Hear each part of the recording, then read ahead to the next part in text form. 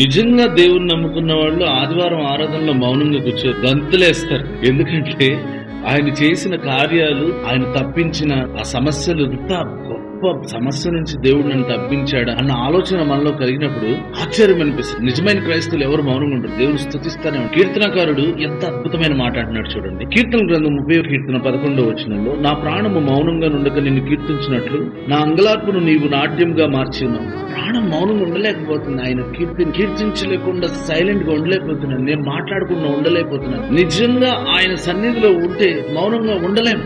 దేవుని సన్నిధిలో ఆనందిస్తూనే ఉంటాం. కొంతమంది దేవుని సన్నిధిలో ఆనందించాలి. నేను మీకు చెప్తాను. వాళ్ళందరూ కూడా భారమును మోసుకుని దేవుని దగ్గరికి తీసుకొచ్చి మళ్ళీ ఆ భారాన్ని మోసుకెళ్ళిపోతారు. అంటే దేవుని సన్నిధికి కష్టాలు, సమస్యలు, ఇబ్బందులు తీసుకుని వస్తారు. వచ్చి దేవుని మీద విశ్వాసంతోనే వస్తారు. దేవుడు తీరుస్తాడనే వస్తారు. కానీ ఆరాధన అయిపోతుంది, స్తోత్రం అయిపోతుంది, ఆ వాక్యం అయిపోతుంది, మళ్ళీ తిరిగి తీసుకెళ్లిపోతారు. బైబిల్ ఏం చెప్తుందంటే నీ భారాన్ని దేవునికి అప్పగించాలి. ఒకసారి దేవునికి అప్పగించిన తర్వాత మళ్ళీ బాధపడకూడదు. అన్న ప్రార్థన మనం గమనించండి.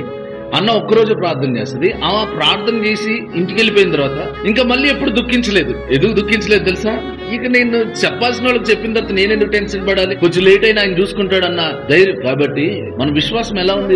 ఈ రోజు ఆదివారం ఆరాధనకి వెళ్తున్నారు కదా, సంతోషంగా వెళ్ళండి, మౌనంగా ఉండొద్దు, సంతోషించండి. ఎందుకంటే ఆయన తప్పించలేని సమస్య అంటూ ఏది లేదు, స్వస్థపరచలేని రోగం అంటూ ఏది లేదు. ఆయనకి సమస్తము సాధ్యమే. ఆయనను బట్టి దేవుని స్తుతిద్దాం. మీ సమస్యలను బట్టి కాదు, మిమ్మల్ని బట్టి కాదు, మీ మనసును బట్టి కాదు, దేవుని బట్టి దేవుని స్తుతించడం ప్రారంభించండి. మౌనంగా ఉండలేరు. మీ కన్నీరు నాట్యంగా మార్చబడును గాక. God bless you.